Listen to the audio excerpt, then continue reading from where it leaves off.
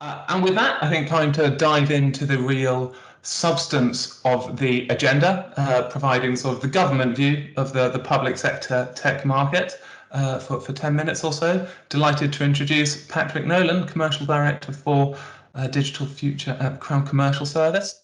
Thank you very much for asking me along to, I think I've got about 7 or 8 minutes, Henry, so I'll try to make the best possible use of the time. And then hopefully if there are any questions that you have later on, if I haven't touched on something, then we can pick it up then. But in essence, I wanted to talk to you today.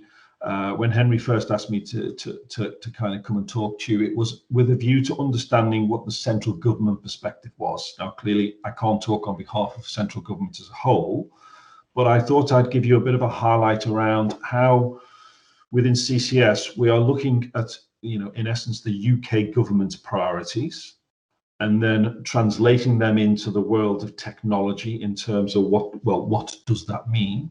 And then, of course, going from there and beginning to think about the commercial arrangements and frameworks and strategies, category strategies that we have to put in place within the tech pillar of Crown Commercial in order to meet the demands of the businesses, help organizations solve their business problems and business challenges, but also ensure that the supplier ecosystems that we develop, whether they are associated with a specific category or across the technology landscape as a whole, are fit for purpose, allow us to bring the right solutions to the right organizations in a compliant way and in a way that underpins value for money, but also reinforces the importance of creating a field for innovation, an environment where innovation from suppliers can continue to come to the fore, can, in essence, become a solution that then can go away and find problems to solve rather than a problem looking for more solutions. And if I'm being honest, in the time that I've been at CCS, I still think that for us is a work in progress. I still feel as though the framework side, the category strategy side is good, but I'm still thinking that we need to be, as a government, as a public sector buying entity, we need to figure out better ways of getting innovation in faster. I'm not entirely certain that Spark, another one of our frameworks, covers everything that we would need to cover. Nevertheless, that's for another time, I think. So in terms of the UK priorities, I think you can see on the slide that's being shared, if you go to the next slide. Okay, this is the only slide I'm going to use today, and it's a very basic slide, but I think it touches on most of the things I want to talk about. But on the left-hand side, you see that these are, in essence, the UK government priorities that most of us will be familiar with, whether that's levelling up, building back better, often encapsulated in and around this concept of social value. Clearly, in a post-pandemic world and in a post-Brexit world, we are looking for significant economic growth. There is a commitment to invest in the National Health Service as a key part of how the government wants to move forward. I think we've moved away, I think it's fair to say, from a kind of cloud first concept to a cloud appropriate. So what is the most appropriate cloud environment, whether that's hybrid, dedicated hyperscale, multi-cloud, on-prem, Crown hosting?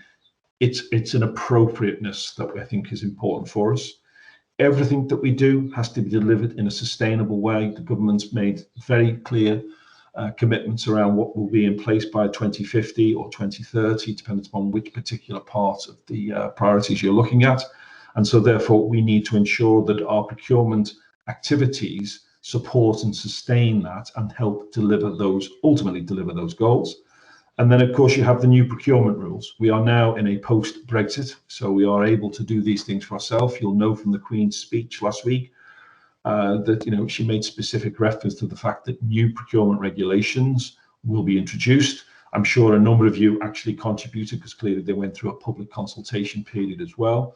And so I'm rather hopeful that we will find a good blend of ensuring that we can continue to transact and interact with the supply side in a very transparent way, in a way that fosters and engenders competition, but also in a way that allows us to perhaps be slightly more agile, be slightly more focused on how do we create economic growth for the UK by the UK, but nevertheless being able to ensure that where we need and want to engage with global players, that we have the ability to do so.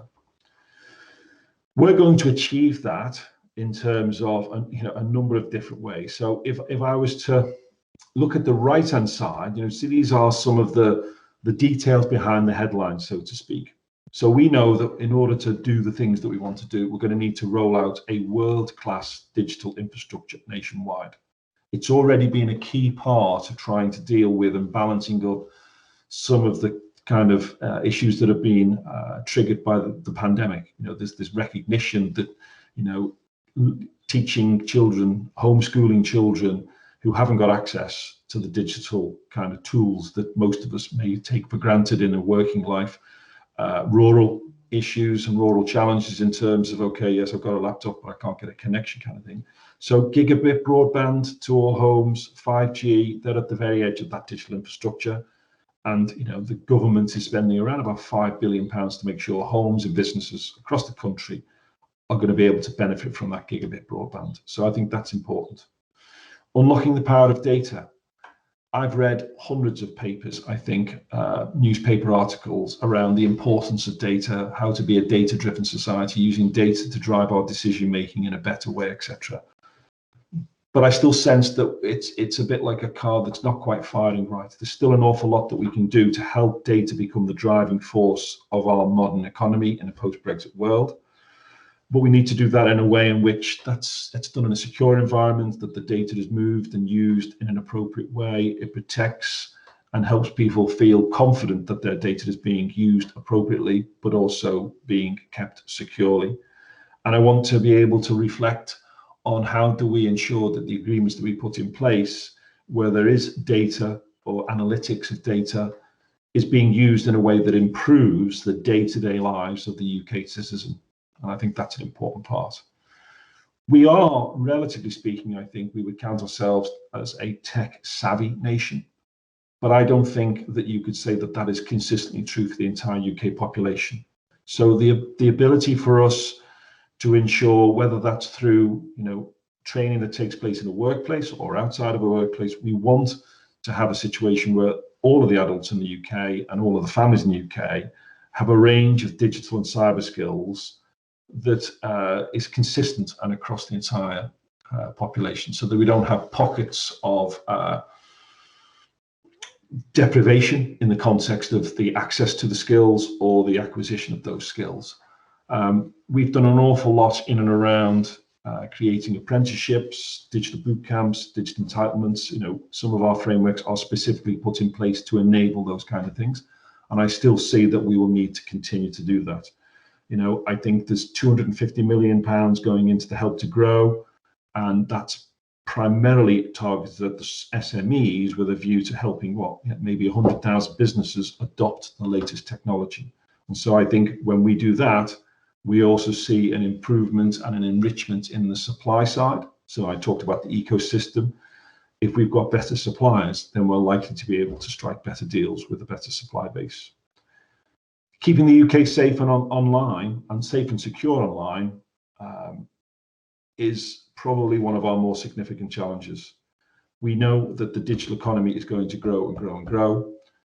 We've seen that as part of the pandemic, but we've also seen a significant uptick in the amount of cyber-based crime. I think it's a daily occurrence that you hear about somebody that was scammed, and not scammed of £15, but scammed of their house deposits, £25,000. And whilst some of them you might think, well, perhaps that get-rich-quick scheme wasn't as good as you thought it was, but my mother is 82, and she came within seconds of being scammed of about £9,000. But for the fact that Santander, her bank, were actually switched on that day and blocked it, she would have lost that, because they just knew, they sensed it was a transaction that was not in keeping with her normal behavior, so they blocked it.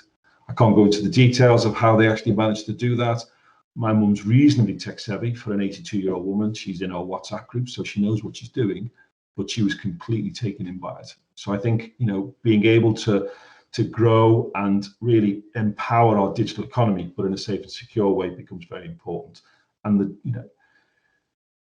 probably the next thing, fueling a new era of startups and scale-ups. I think it's well known that we've used two particular frameworks within CCS, the G Cloud and the DOS environment, currently DOS 5 and DOS 6 eventually, but we've used those to really power how we are able to bring potential business to the SME community. And I don't plan to see that the CCS frameworks will move away from that. What I do sense is that our frameworks will need to, move with the times and kind of help ensure or stay relevant to the businesses that we're trying to serve. But I want to be able to do that in a way that continues to promote the SME agenda, the social value agenda, the levelling up and the building back better in a way that reinforces those government initiatives. So you can expect to see more in that context in terms of how do we evaluate social value, the contributions that suppliers make to their local economies, etc. We're going to be working harder to make sure that those kind of credentials come more to the fore as part of our evaluation. You are aware under the new rules, I think up to 10%, at least 10% can be set against social value. We may look to see whether or not in certain circumstances we might want to make that even more of a differential. We've talked a little bit about data, but of course, sitting behind that data and the acquisition and the utilization is the ability to use things like artificial intelligence, robotic processing, etc., in order to essentially, again, to transform the lives of the UK citizen. We've got some advantages there, I think, as a UK nation, some strategic advantages. But I think when we see the beginnings and the emergence of the National Artificial Intelligence Strategy, which we will then align to and ensure that our framework, we already have an AI DPS in place, but we'll continue to ensure that our frameworks mature in line with that strategy and that we can ensure that the solutions that customers are looking to put in place are done in a way that's commercially viable for all of the relevant organizations. I still sense that we're short of really hard-hitting case study material. That does exist, it's out there, but I don't think it's come to the fore in terms of being able to help people understand exactly how AI can be used in an ethical way. And I think that's probably the thing that's holding a lot of people back, is how do you ensure that it's being used ethically, that your data is being used in an appropriate way to improve lives, improve medical outcomes, to pinpoint where services should be most appropriately delivered, etc. Using the data in that way, I think, becomes more important. We've put a lot of store by the fact that in a post-Brexit world, we will be able to trade in a better way, and that we will grow our economy as a result of moving out of the European Union. Part of that will be to ensure that the technology that's in place to support those activities, whether that's in a government department or it's in the private sector and the organizations that are serving the economy as a whole, we need to ensure that we are championing that in the way in which we bring our solutions to the marketplace. And clearly, when it comes to the central government organizations, we need to ensure that our digital economy is thriving. I'm conscious I'm probably running out of time, so I'm going to... 2-minute warning. Thanks, Patrick. Yeah. So levelling up, specifically, I do want to talk about that. There's a sense that across the UK economy, particularly within the digital context, the prosperity of different parts of the UK are very, very different. And we want to use the technology sector to really turbocharge what we're trying to do there, so that the long-term digital prosperity is more evenly spread across the country. I think the fact that the pandemic has meant that, all people have been dispersed to, across the entirety of the UK, and the idea that everybody has to travel to London, etc., to be there, to be relevant, has diminished significantly. But we now need to ensure that the infrastructure that needs to be in place to sustain that is there. And so I think that comes back to the gigabit and the broadband, etc., and the 5G is getting that right across every single UK postcode, so that the ability for me, who live, I live in rural Shropshire, I can still do the things that I need to do to make the telling contribution that I hope to make to the public sector procurement organisations that I work with. I can still do that from wherever I am. And I think that needs to be a story that's true for all UK citizens. So I'm going to pause there because I don't want to eat into other people's time. I'm happy to take questions. I think they're coming up later on in the session, aren't they, Henry? Wonderful. Thank you very much indeed, Patrick. Yes, absolutely. If you've got any questions for Patrick, please do bear them in mind or put them in the chat and we'll pick them up when we get to the Q&A. And the slide deck will indeed be shared, so no worries on that count as well. Just picking up a question from the chat. Delighted now, moving swiftly on to introduce Chris Farthing, CEO of Advice Cloud, Tech UK favourites, the public sector procurement experts. Chris has very kindly agreed to take us through the tech procurement landscape, what he's seeing as a provider of advice to contracting authorities and to suppliers, what they're anticipating in terms of frameworks coming down the track, and some top tips for making the most of them. Chris, if we can just do a similar soundtrack after the previous issues with Patrick. Testing 1 2 1 2. Wonderful. Second time's a charm. Fantastic. Thank you, Chris. Fabulous. Thanks, Henry. Thanks. Great to be here. Before we kick off, I just wanted to, when we're prepping the slides, it's great to be here, by the way. Thanks so much for asking me back. I had a good look back. It was great to have a retrospective look back to the position we were in this time last year compared to where we're at now. And I think there's two very important shout outs need to be made here, if you don't mind. So first one is to you and the team at Tech UK for all the work and the engagement that you've done. It's absolutely nothing short of phenomenal, the amount of engagement events we've had. And personally, it's led to business, which, you know, I'm perfectly happy, many thousands of business. So I'm very grateful for that. And also, I think we also need to give a shout out to CCS as well. Thanks, Patrick, for what you said just now. But you and the team, in fact, the whole of CCS, to be honest, a lot of people don't realise what goes on behind the scenes with these guys. And just managing to keep the lights on, keeping buyers buying during this period has been phenomenal. But actually, you know, keeping things innovating, keeping things going, and the level of stuff we're doing. So, you know, well done, really. And if you could pass that back up to your leadership, I'd be grateful. So Henry, if you go on to the agenda, please, that'd be great. So what I'm going to talk about here is I've got 10-15 minutes. If you give me the high sign at 10 minutes, Henry, that'd be great. In case I'm waffling on too much. So we'll give you a talk about the current situation, similar sort of thing we did last year, how government's buying in how we've seen it. A very brief overview on the framework. So I didn't want to jump onto Patrick's stuff too much, but he didn't really go into too much on it. So we'll look at a few things on there, all focusing on CCS. Then we'll go into some of the stuff that we found over the past year in terms of making a success. The position's changed significantly in a few areas. So we'll go into some of the top tips there. We also always give away some resources to people so they've got stuff to take away and have a look at and go and do some research of their own. And then a quick roundup, obviously, about how we can help if you want us to. So next two slides, Henry, actually, the next one's just that. So next one on, please. Thanks. So in terms of the current situation, okay, so we talked about how buying's been in the COVID-19 period. So what's been happening? Well, obviously, it has been very, very busy.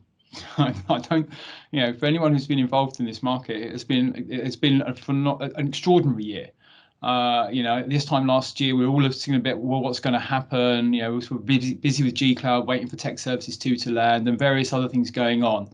But the actual buying itself and stuff has really just gone through the roof in a number of ways. And I've seen central government, for me, I'm not going to, I mean, Gus has got the actual data, so I haven't seen his site, so he'll make up something completely different.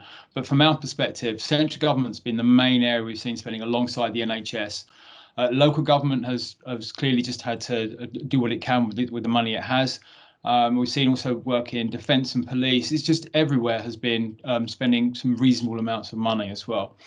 Unfortunately, the biggest trend we've seen probably is that the spend is moving towards the larger end of the SME chains rather than the micros and new entrants into the market. Very difficult to gain a foothold for anyone who's new into it, we've found, and I'll come into some of the reasons behind that later on. And obviously the big companies, the larger organisations that have the existing relationships are doing well as well. One of the big things of the innovations that have come in as well has been the social value, and we're finding that is massively in the core ops we're working on becoming very much a decider, certainly around the DOS and the Tech Services 2 sort of thing that we're doing. DOS works within cultural fit, we kind of helps out with the social value stuff, but certainly in Tech Services 2, the level of core ops we're getting through there, social value is very much becoming a decider now, and anyone that's worried about it, we've got some information and some things to share a bit later on as well. So, where's the buying going through? A mixture, really. Seeing, I mean, the past 9 months, sorry, Tech Services 2, we've just seen a ridiculous amount of stuff happening through. I think there's probably more happened in the past 9 months through that framework than there has actually in the whole life of it in our experience. Normally, we'd see lots going through DOS 4, DOS 5, and don't get me wrong, they have been very, very busy as well. Direct award stuff. So G-Cloud's still running, going great guns now. A little bit of a word to the wise here. With the IR35 regulations coming in, we are aware that there is a HMRC IR35 compliance team looking into department spend around Lot 3. I mean, Patrick mentioned it earlier as well about being compliant and doing the right thing. So anyone who is supplying Lot 3 services through G-Cloud, just make sure you're doing the right stuff on there as well, and not putting stuff that could put you and departments at risk through that. Okay, so just be aware of that. It's a bit of a heads up, but lots of stuff going through G-Cloud. Network Services 2 call-offs as well seem to be very busy, obviously because people need data. They're needing broadband, they're needing telephony, remote working, lots of stuff going there. However, past 3 months or so, we're hearing a lot of workloads potentially over the next 6 months or so, maybe shifting towards the NHS Shared Business Services Cloud Solutions one. And this is about 3 organisations we work with that are on that framework. It's a much more narrower framework. And the thing this is being attributed to is the lack of G-Cloud this year. People have a lot of innovative new services that are coming in, certainly around the infrastructure level, and without the new version of G-Cloud, they've got nowhere really to put those services. So it's a bit of maybe a heads up to CCS that there could well be, you might see a significant, I mean, I'm aware of at least 30 or 40 million pounds worth of call-offs already that are heading that way, and we don't see that trend stopping at the moment. Certainly if G-Cloud 13 doesn't come around live until September next year. So, just making sure that we're aware of that. So next slide, please. So in terms of the framework overview, if you slip onto the next one, please, that would be great. These again are we were asked to just give a very basic overview of the frameworks that we see are the most common ones that are in use within CCS and the public sector. Obviously G-Cloud 12, which you can buy Lot 1 hosting, Lot 2 software, and Lot 3 cloud support. And for anyone who's not sure what support is, it means anything from is cloud right for you? Yep. Choosing that cloud. Yep.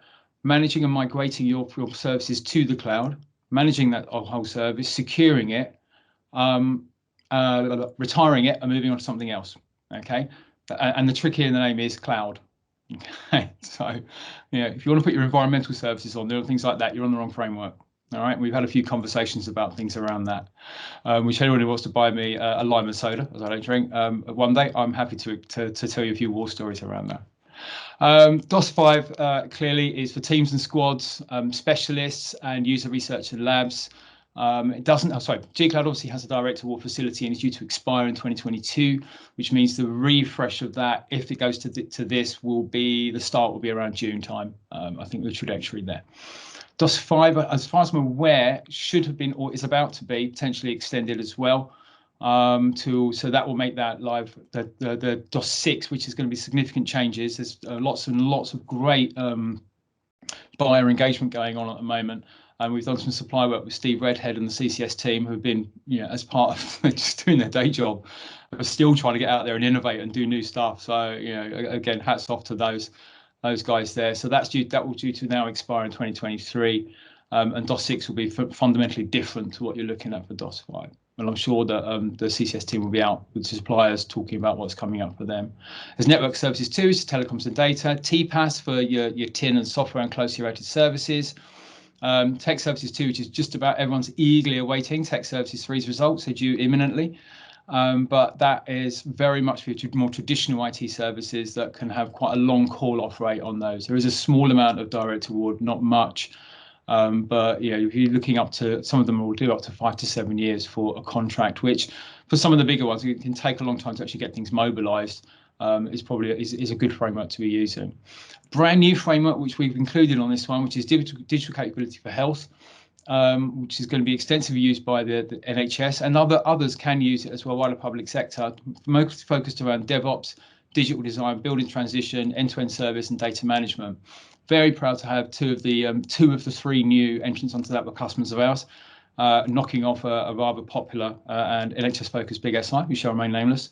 But yeah, so this one is something we're really interested in, and looks like an excellent framework for business to come in. So that's the very. I mean, there are lots of others. There's the back office software, SDIS. There's been a few. We've got public sector mobile coming up. But there's a number of things coming up, and we'll.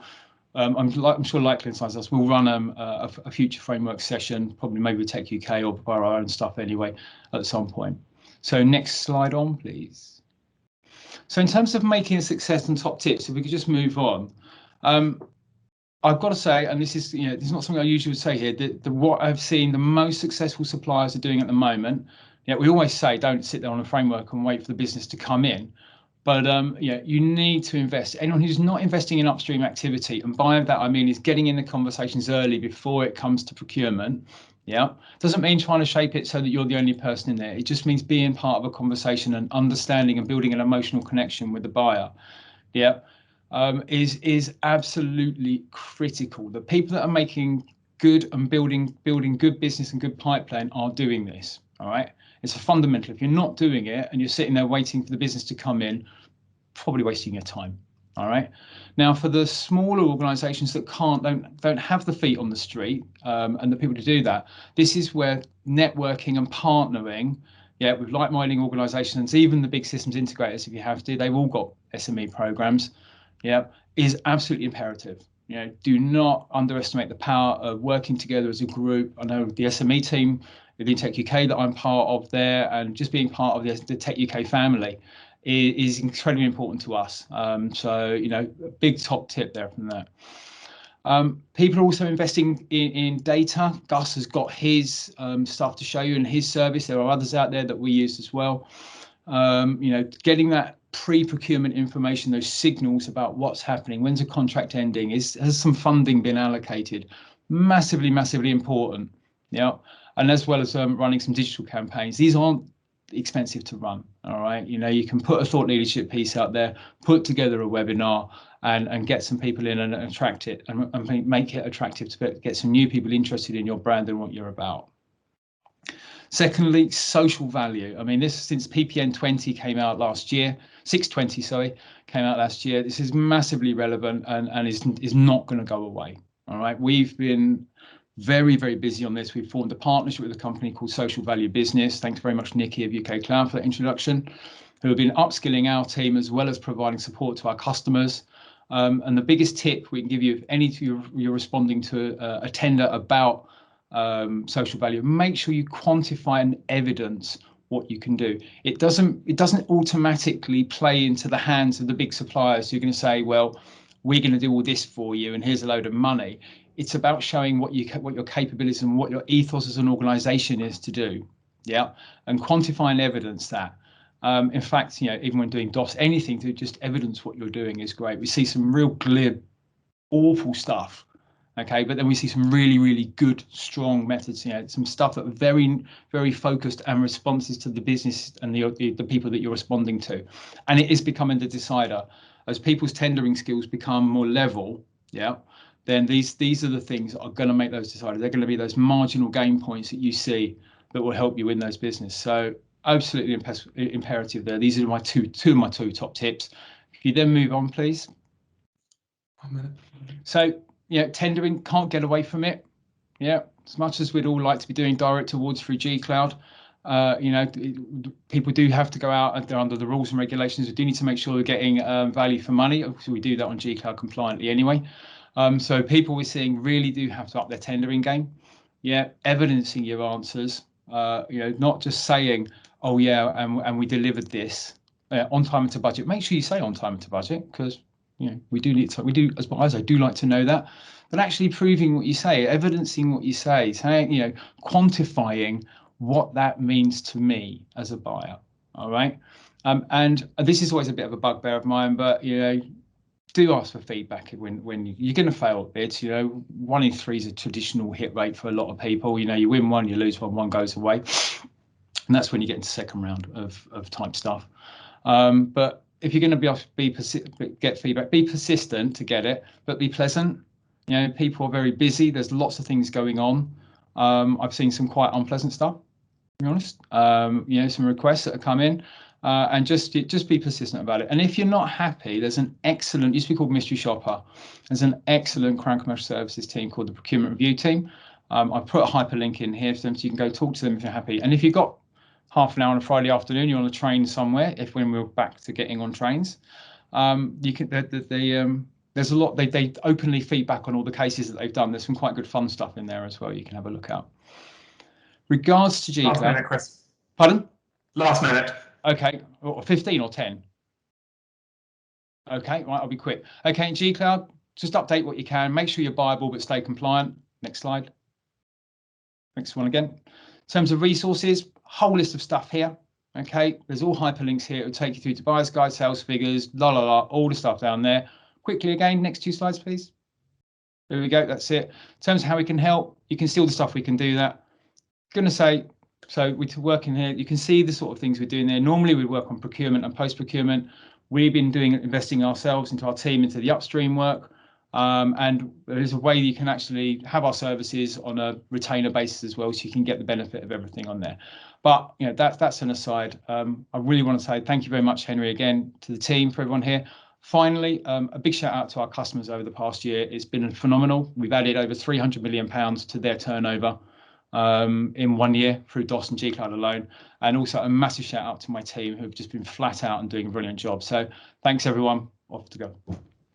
Brilliant. Thank you so much, Chris. Spot on. Apologies for rushing you at the end, but hopefully we'll have lots of time for questions and discussion at the end. And now moving swiftly on, glad to introduce Gus Tugendhat, the founder of Tussle, who's going to take us through some of the spend data that they've been looking at. And if you thought coming off mute was a challenge, we're now going to be even more ambitious and try a change of presentation. But it seems to be working. Hopefully everyone can see Gus's slide. Gus, over to you. Okay, perfect. Thanks a lot, Henry, for having me back. Thanks to Patrick for his kind of view from the buyer. I thought that was a very kind of helpful strategic view. And thank you to Chris for his kind of very practical, very hands-on advice. Can I just emphasize how much I agree with him, both about the rising importance of social value. We're seeing a lot of kind of interest from suppliers, big and small, in how to kind of respond to that. And also in how Chris framed investing in upstream activity, engaging early. And I couldn't put it better. And essentially, that's a very nice kind of summary for what our own data and insight is for. Data is not an end in itself. It is there to help all of you on this call, suppliers who want to win more business from government, to make kind of better business development and resource allocation decisions. So it's very much in that context that I'm pleased to present to you over the next 10 or 15 minutes a few insights around the central government market landscape for spend on IT.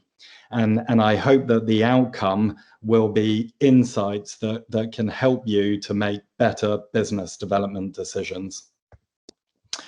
Sorry, Gus, just very quickly, you're not in presentation mode. We're looking at the sort of the file mode, if that makes sense. I don't know. So okay, thank you very much. Okay, we presented through Tech UK more than half a dozen times now, so so I hope that most of you know us by now. But if not, we are really the market's trusted source of insight and data on UK public contracts. And our customers include many of the biggest suppliers to government in IT, but across a range of sectors, many departments within government itself that rely on our insight, and the media turned to us more than once every other day last year when they were writing articles about public contracts. So I think our kind of there's quite a high level of kind of trust around our data in the market. For those of you who don't know, this is just a kind of background on where our data comes from. Essentially, we aggregate the aggregators so that you don't have to. And where data hasn't been aggregated, we go out and collect it ourselves. So essentially, we turn open data into useful data so that you can spend your time kind of making decisions and speaking to clients, not kind of scrabbling around for information. And everything I'm about to show you is based on kind of data mining of over 100,000 central government technology related invoices from the last 5 years and over 13,000 live and historical contracts. So what does it all boil down to? It's really helping you to understand the market landscape, identify business opportunities, and then kind of position your firm for success. And I don't have long, but I will try and rattle through all of those. So first up, how big is the market? Central government spent 4.3 billion pounds on IT last year. That was a 5% increase over 2019, an absolute increase of about 200 million pounds. There was a kind of surge in Q2 there, which owes something to the kind of surge that we always see in Q2 around the government's kind of fiscal year, but also the COVID effect. But actually, you might be surprised, like us, that there wasn't an even bigger increase last year in IT spend given COVID. But that's because spend data is quite a kind of lagging indicator. And the 600 million pounds or so of COVID-related central government IT contracts that were awarded last year, you will begin to see the impact of those on spend more in 2021. So think of this as a kind of lagging indicator, and think of yourselves as selling into a market worth 4 billion pounds last year. Chunky enough, I think, for anyone. Who's doing all the spending? Well, the usual suspects. These are the top 10 spenders over a 5-year period. And you can see HMRC at the top, followed by DWP, etc., etc. This slide is really interesting. What we've done is we've looked at those top 10 and we've looked on average at how much they spent on IT over the 5 years from 2016 to 2020 and what proportion of their budget it accounted for.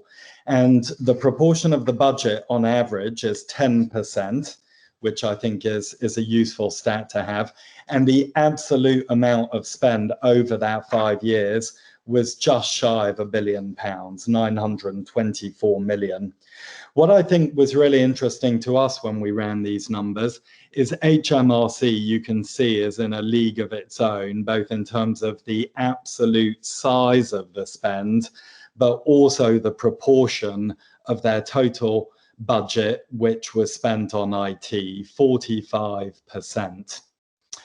The other thing that I wanted to call out was the relationship between the Home Office here and the MOJ here. Over 5 years, they both spent about the same amount on IT, 1.5 billion, but for the MOJ, that accounted for nearly 40% of their total budget. And for the Home Office, that accounted for only 5% of their total budget. So some quite interesting kind of distinctions there in kind of buyer behavior. And it raises quite an interesting question around whether you should be focusing on prospects and customers that spend a large amount on an absolute basis or a large amount on IT as a proportion of their total procurement budget. So I'm not telling you the answer, but this is just helping you to kind of ask questions, really. On this slide, we look at the top 3 technology providers or IT suppliers to the top 5 central government IT buyers. And I think what struck us on this slide is just how much more HMRC relies on its top supplier, Capgemini, than the other top spending departments. So Capgemini only appears once as a top 3 supplier to the top 5 buyers, with HMRC at 1.9 billion. On the other hand, DXC Technology is a top 3 supplier to 4 of the buyers on that list, with a total of 1.3 billion among those clients. So it gives you a sense of there are different ways of kind of making your target, of doing your number, basically. And it might be about being heavily concentrated in a small number of accounts, or about being more diversified. So different kind of, different business development strategies there. This looks at how much the top 3 spenders or departments spent with their top 10 suppliers versus SMEs versus other. And other in this context is any supplier that is neither one of the top 10 nor an SME. So think of it as other large suppliers and then kind of the mid cap, if you like. You can see that HMRC and DWP both have a similar profile, spending 4/5 or more of their total IT spend with their top 10 suppliers. On the other hand, the MOD, the third in the list, is much more diversified. It spends much more than the others directly with SMEs. That green slither is only showing the direct spend with SMEs, not what they might be earning as a kind of tier 2 or tier 3 or going through primes. And you can see that the MOD also spent more with those other suppliers there. So on this next slide, we drill into who those top 10 over that period were. And I don't think there will be any great surprises to see this list. 9 out of 10 of them are strategic suppliers. One of them towards the bottom there, the Revenue Customs Digital Technology Services, is a kind of HMRC company that sells IT and manages IT on behalf of HMRC. So that's a little bit different, but I don't think it's well understood that it exists. So we're showing it here. Had we removed that HMRC entity that manages IT on behalf of the HMRC, then the next biggest supplier on this list would have been Softcat, coming in at number 10 underneath Oracle. So 9 of the top 10 would have been strategic suppliers. But as I alluded to earlier, it's interesting. Some of these suppliers are making a lot of money through a small number, and others, like Capita, are much more evenly spread among a wider group of customers. This slide we thought was fascinating. It really evidences 2 things. It evidences that contract disaggregation in IT, in central government IT, is a reality. The top 10 supplier market share has gone from over 70% in 2016 to below 45% in 2020. But the big beneficiaries of that have not been SMEs, whose share has doubled, but from a relatively small 7% to around 15%. The beneficiaries have been mid-cap IT companies that have really kind of benefited from that contract disaggregation. So the market is a lot more fluid than people might give it credit for. This is a breakdown of the market by technology category or subsector. The single biggest category by value was infrastructure, support and maintenance. The biggest by volume of contracts published was actually hardware and software and licenses. So just another view, another way of looking at the world, but I won't linger on that. This is my penultimate slide, and I kind of tend to end with this because it's a forward-looking view. And the punchline of this is that over the next 18 months, nearly 6,000 central government IT contracts in total worth £5 billion are due to roll off. And if, as Chris said, you want to kind of, invest in upstream, engage early, then this is the kind of data that you need to do it. Not necessarily from us, there are other vendors in the market, but that forward-looking view is available, and it is the best way of positioning yourselves so that you are speaking to clients now about how you could kind of displace the incumbent in 6 or 12 months' time. So my question to you is, when you see this data, are you ready for that kind of tsunami of opportunities over the next 18 months? Because if you don't intercept those contracts, the probability of them merely being extended is quite high. And then finally, a new slide that I wanted to put in. This, we have started a quite complex technology task in the background of matching roughly 60,000 known call-offs in our data set to over 12,000 live and historical frameworks in our data set. And what this slide shows you is the value and volume of IT contracts which have been called off or awarded through frameworks since the beginning of 2020. So these top 10 frameworks accounted for 94% of all IT-related call-offs. And if you looked at the data more closely, you would see that the average size of an IT award on G-Cloud 11 is about £1 million, and the average size of an award off Technology Services 2 is about £10 million. So some interesting distinctions, which I think align with what Chris said. And finally, this is the last slide and my kind of key messages. The pandemic did accelerate digitization of public services to the tune of 600 million of new contracts, COVID-related last year. But we will begin to see the impact of that on spend kind of in this year.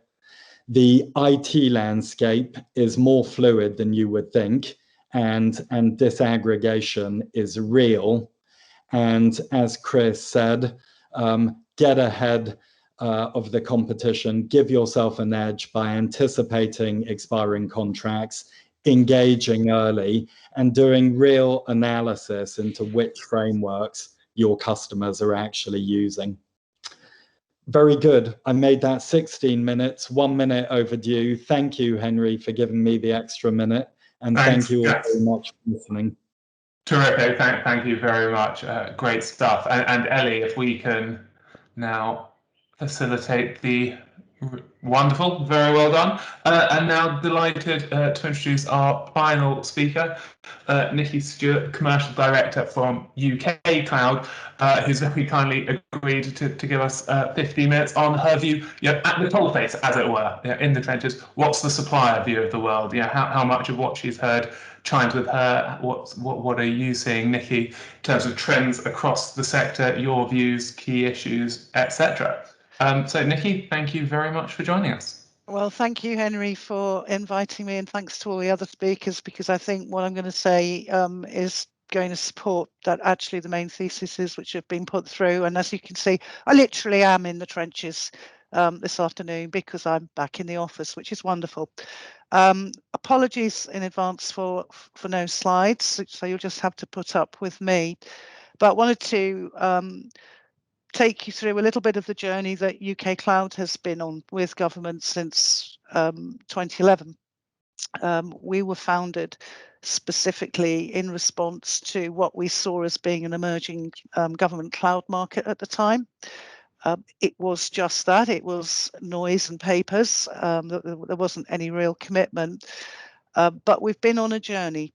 So we've been on G Cloud since the get-go. And it's thanks to G Cloud that we have flourished, we have grown. We started as 6 heads. We're now just on the cusp of no longer being an SME, and that's over 2 measures. That's both headcount and turnover. So we'd like to think that we've had a modicum of success in what's often seen as a very challenging market. During our journey, we've created 3 successful brands. So that's UK Cloud itself, UK Cloud Health, and UK Cloud X. X is obviously specifically pointing in at the defence market, both direct and to the defence supply community. And we've created jobs, and there'll be more announcements about that in due course. We're contributing to the skills agenda. We pride ourselves on the sustainability of our data centres. We've founded a UK Cloud Foundation, which donates 2% of our profits to charity. And the reason I set those out is because I'm going to come back to that and address some of the points that Chris has made around social value a bit later. We also work within an ecosystem of over 300 partners, and those partners range from some of the largest, most heavyweight SIs in the market through to some of the smallest ISVs, some of which are just husband and wife teams, but they're very brilliant, very talented. And it goes without saying that we are as happy to be in the supply chain as we are to be a prime contractor. We recognise the need to be adaptable in terms of how our business model is deployed in this market. So I guess a big thank you to G Cloud because it's given us the kind of break that really hadn't been available to technology suppliers in the UK public sector market before. And we're not alone. There are plenty of others like us that got their first breaks through G Cloud. It'd be really interesting, actually, one day for the analysis to be done to see through G Cloud how many jobs have been created, how many companies have been created, and how many have grown. I think there's a huge good news story sitting behind it. I think it's fair to say that G Cloud has never been perfect. We're seeing, although the G Cloud itself is relatively static, it gets tweaked through iteration to iteration. The consumer base and the market around it are changing, and again, that's another point that I want to come back to. But it is still relatively friction-free compared to other routes to market for suppliers. And I would say hats off to CCS. It's come a hell of a long way from the original spreadsheet from hell that was G Cloud 1, which some of you may remember. So a good news story, but we've had to work really hard at this. Despite all the help that G Cloud has given us, you only take out of this market what you put in. And refer back to Chris's original advice, which is really sound. So, for example, our product and our pricing roadmap, we iterate that around G Cloud iterations. And G Cloud iterations aren't just, oh yeah, G Cloud's coming, we're just going to lob in our service definitions and our standard pricing document, and it'll take us half a day, and then we can sit back, rest on our laurels. It's actually a very intense period for us. Not only are we in the process of iterating our products and services and trying to get those products, services and pricings finalized and signed off internally, we're also providing support to our partners, many of whom will be backing off their own services onto our platform. So they're particularly interested, in example, in how much we're going to be charging for them and what services are we actually going to be offering them.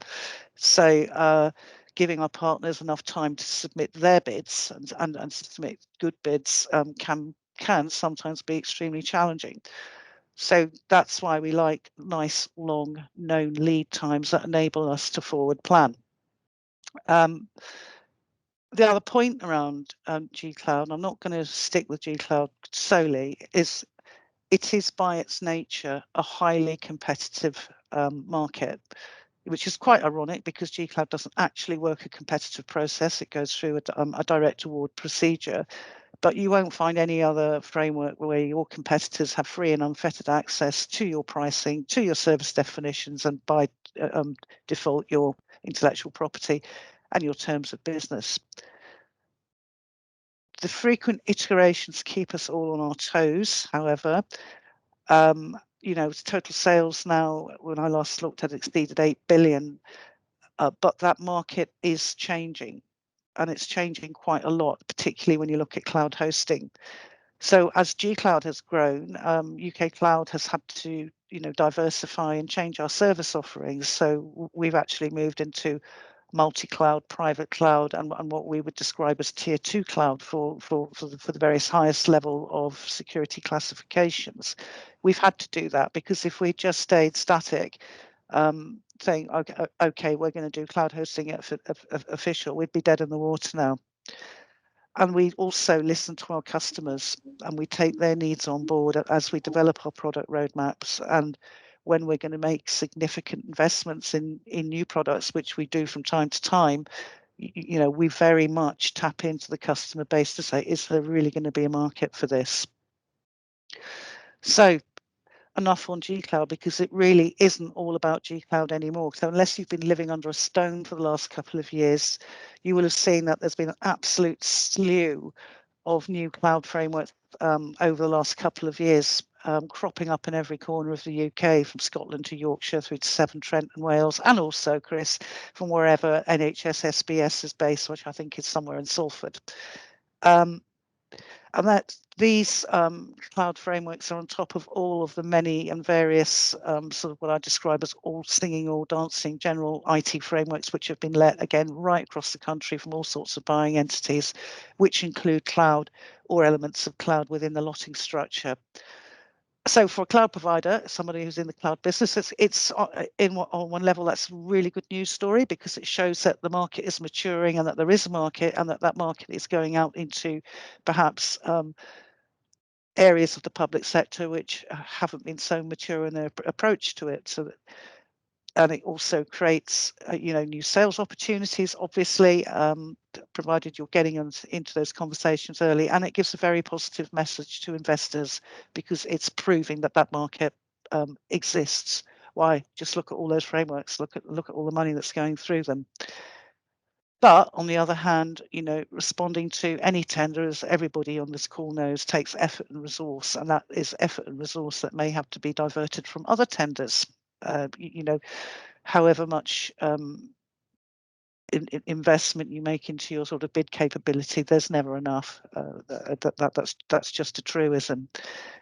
So here at UK Cloud, we've actually felt that because of who we are and what we are, we've had no option but to respond to these tenders, even if we somewhat doubted the tender's rationale.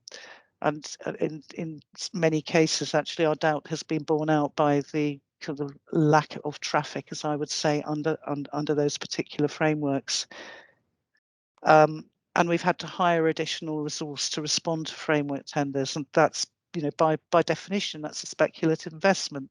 It's one we choose to make, because we understand that one of the dominant features in this market that we've chosen to play in is there's no such thing as guaranteed business.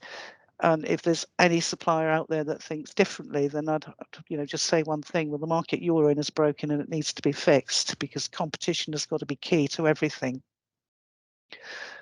So government's quite a unique, and it's often a very challenging market. And to be successful in this market, you've got to understand the government's perspective, and you've got to try and put the buyer's hat on. What's driving it? What are its challenges, and what are the problems that it needs to solve? And most importantly, how are your products and services going to help solve those problems? Because you're not really going to get away with just selling something because it's shiny and new and novel, because government doesn't work like that. The kind of machinery of government can be challenging as well. So for, if we look at buying behaviour, there are pockets of absolute excellence out there, absolutely.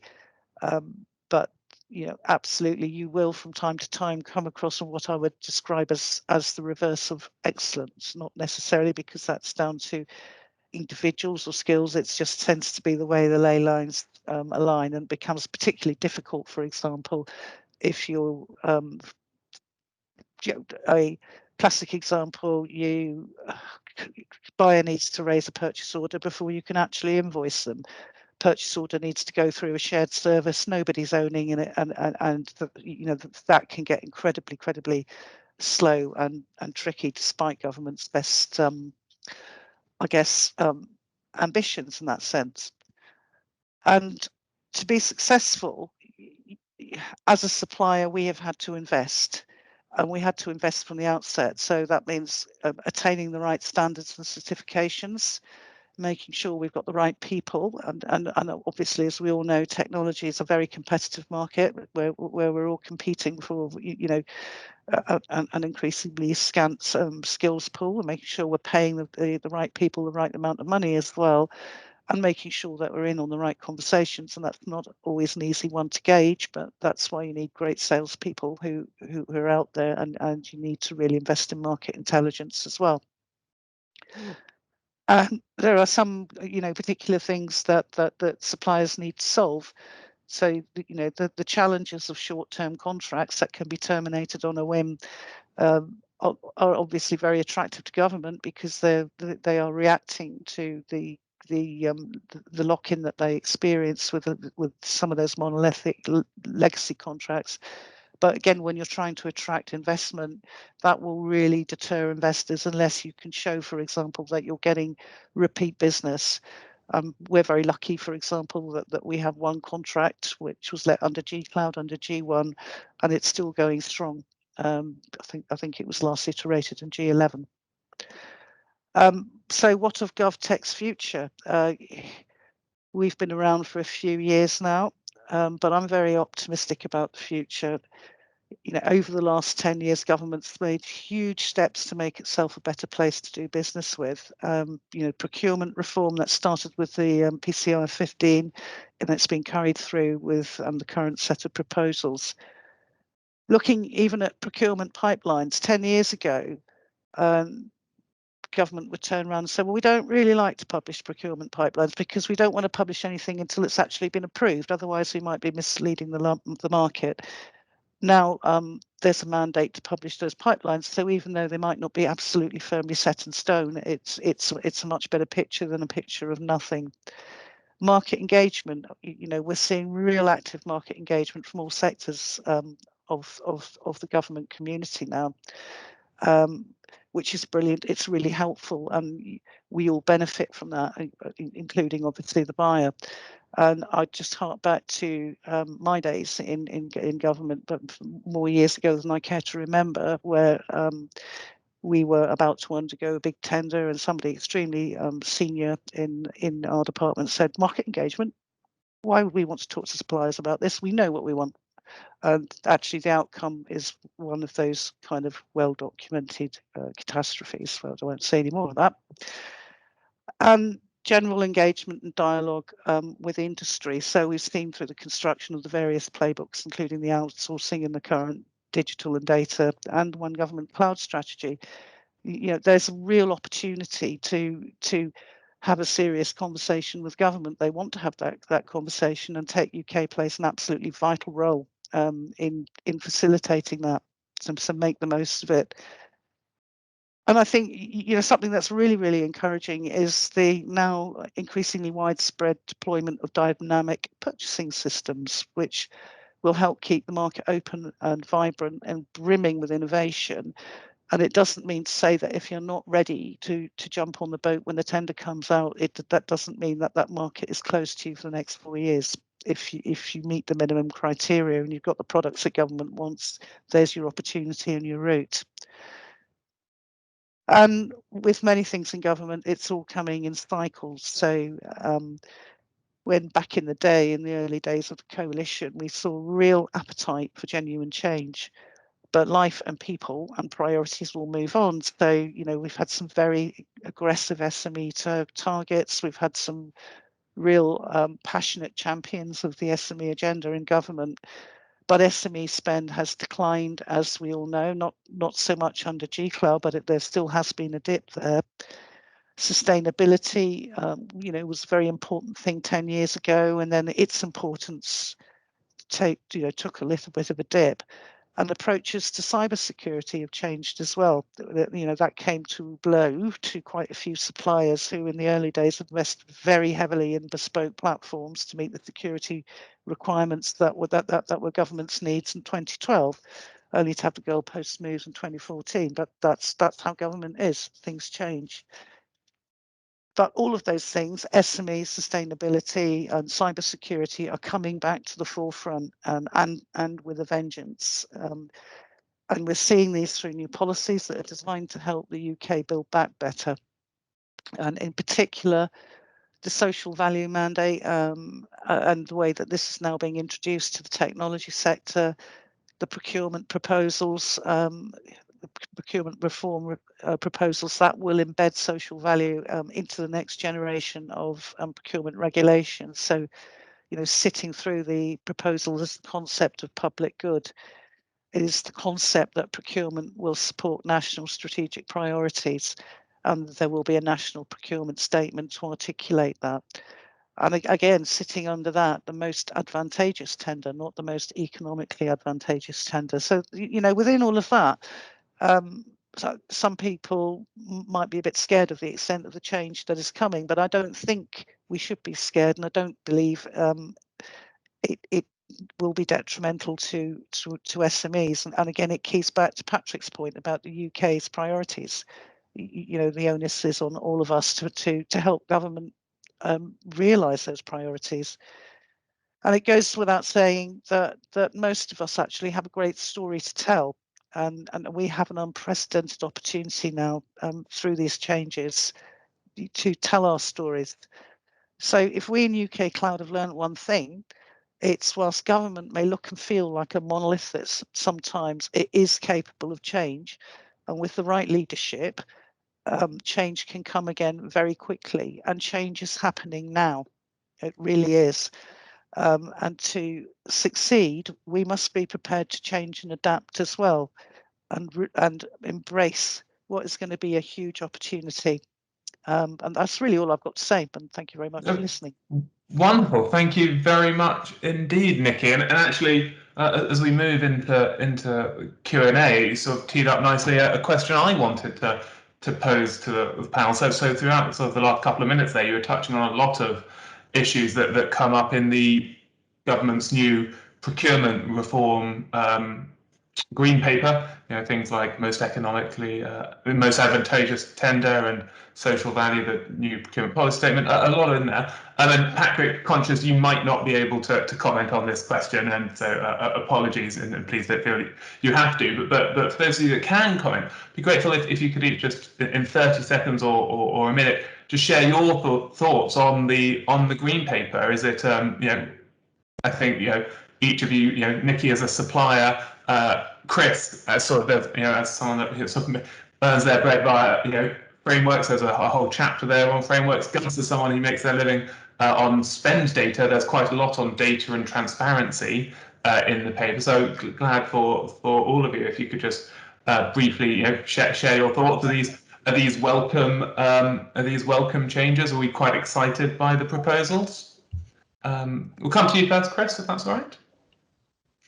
Thanks, Henry, and thanks, Nikki, for bringing that one up, and Henry as well. Yeah, I think it's hugely exciting. There's a number of areas that that are extremely interesting. The most advantageous tender, obviously, and some of the changes to frameworks. I've been a long advocate of trying to make a more DPS style version of GCloud, just to keep enable the supplier refresh, and hopefully that will come in there. I'm a bit concerned about some of the more longer call off lengths and things like that you can have. Certainly with the technology that we are buying, I wouldn't want to get stuck into an ecosystem of a 7-year AI contract, for example. I think you that may come unstuck. But overall on the surface, I think that the intention is good. Okay, the intention to have a good shake-up. The one thing I think they missed off, and we talked about this when we were on the call with the CAB office, is that there is no reform of the Treasury funding model, which I think that's what drives the very good behaviour, and if that could be reformed, I would say absolute hats off. I think that's a great point there, Chris. It's the scope of the proposal are very much just the procurement regime, not the wider context. Funding, even sort of capability and good commercial practice are on the whole left out of it. So I think, yeah, really, really good point there. Nikki, any views? Yeah, absolutely. So again, like Chris, I think it's really exciting to have the public good and the social value articulated in this legal framework. For too often we've seen buyers hiding behind procurement regs and using that as a reason not to do public good or social value type things, or to take those things into consideration. So that's brilliant. I think in the detail there are some things which look to be quite challenging and ambitious. For example, having everything on one digital platform. I believe that's been tried before in the past and it hasn't succeeded. So watch that space with interest. Some of the proposals around framework agreements, where you have a kind of break point in the framework and kind of reopen it. Yeah, a question mark in my head. Well, isn't that just retendering the framework? I don't know. Devil's in the detail, but love the direction of travel and the ambition, and I think we should be hugely supportive of it. Brilliant, thank you, Nikki. That's any views on the paper? Yeah, I think I'd kind of echo what everybody else has said. I mean, in principle, they're all really good initiatives. I think they demonstrate that the government, is really listening to buyers and suppliers in the market and trying to respond to it. I was at an IFG event with Lord Agnew, who's overseeing it, and he strikes me as someone who gets stuff done.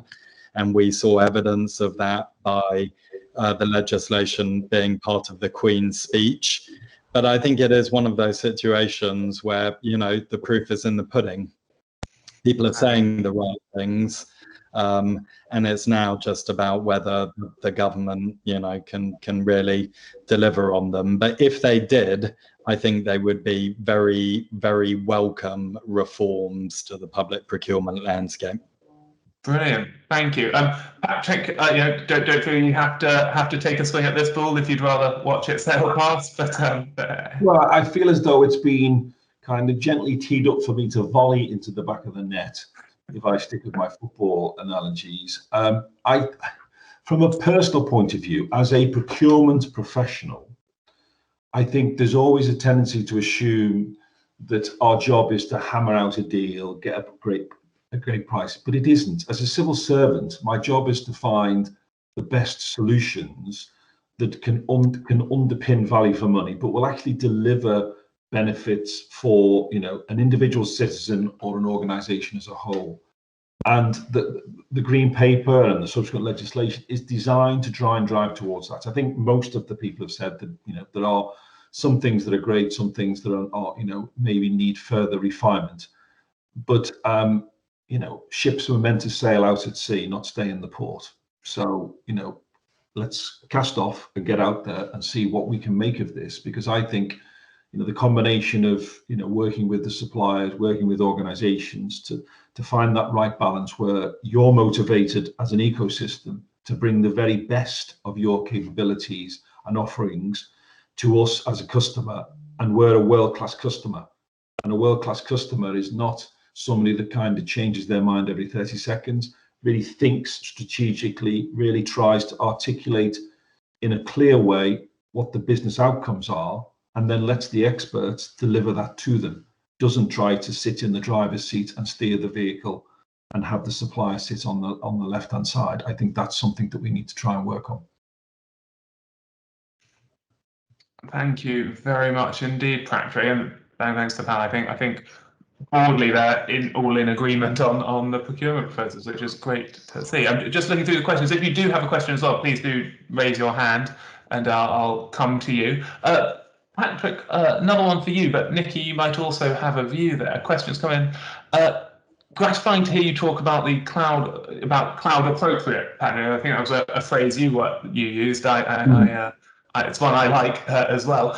Do you know if there are any sort of formal plans for the cloud first policy in the One Gov Cloud strategy to be changed to cloud appropriate. I mean, from my relatively limited understanding, like the One Gov Cloud strategy was sort of an attempt to do that, sort of moving the debate on from the 2013 cloud first, which was very much public cloud focused, to a more cloud appropriate model. But I mean, do correct me if I'm wrong there. And do you think that things are moving in that direction? And Nikki, grateful. Yeah, I think you certainly might have a view on that as well. I'm happy to share, but Patrick, go first. So I think, well, I think you're right, Henry. Certainly, from my perspective, the One Government cloud strategy is around acting as one government, not having one strategy. Yeah. So the idea is that as we move forward and organizations are able to mature and kind of, figure out where they are in that spectrum of, total legacy to entirely digitized kind of thing, that they would recognize that across their business, there will be a variety of things and solutions that they will need to put in place to meet their business needs. I would be very surprised if that ended up with everything being in the cloud in hyperscale, because I anticipate that there will be various pieces that they would need to do. The One Government Cloud strategy, I think, enabled across the public sector, but predominantly the central government, to be fair, so across the central government, to have a better, more mature understanding of the marketplace, of the technologies, and the opportunities and options available.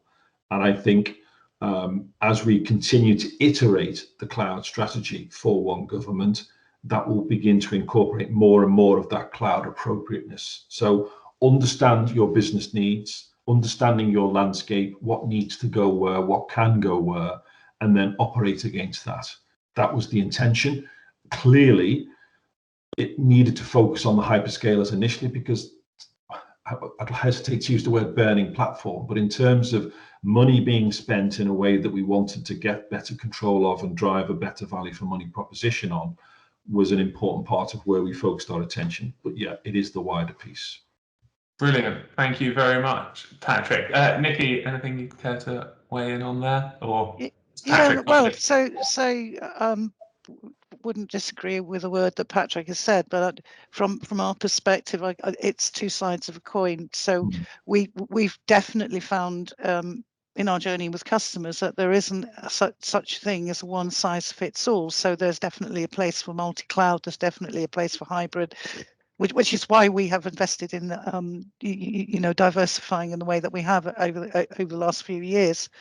And I guess it's worth pointing out that the US federal government changed from a cloud first to a cloud smart policy relatively recently. On the other hand, well, I'd say, and again, this is thanks to CCS, we've got a cloud compute framework, which has just been awarded and will go live soon. And that is really looking at proprietary public cloud, which can deliver the features of hyperscale. Yeah, as Patrick said, you need to address hyperscale.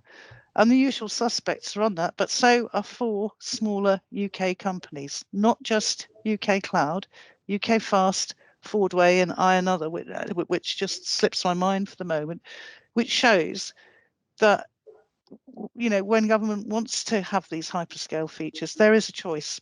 Yeah, and CCS has made that available, that you can go beyond the US hyperscalers when you want these kind of things, and there is a capability there. And I think it's absolutely brilliant that we've demonstrated it, because we've met the bar. Brilliant. Thank you very much indeed, Nikki. My timer for the event is now flashing. We are bang on 4:30. So with apologies that we didn't have time for a few more questions. It's I think the technical issue that at the start didn't help, but apologies. But thank you so much to Patrick, to Chris, to Gus, to Nikki for what I think has been a really insightful session. It's certainly, from my point of view, we at Tech UK have a very good but very specific view of the market, and it's great to be able to really leverage the expertise and the insights from across the community, so we can get a range of views and really really put in a bit more detail to the picture of the market that we have ourselves. We get a lot of great feedback from members from these events. So thank you all very much indeed. Slides will be shared shortly. Please do reach out to the speakers as well if you have any follow-up conversations. I'd strongly encourage you to do so. There's a lot we didn't have time for today. So thank you all very much indeed, and no doubt see you on another virtual event sometime soon. Thank you all very much.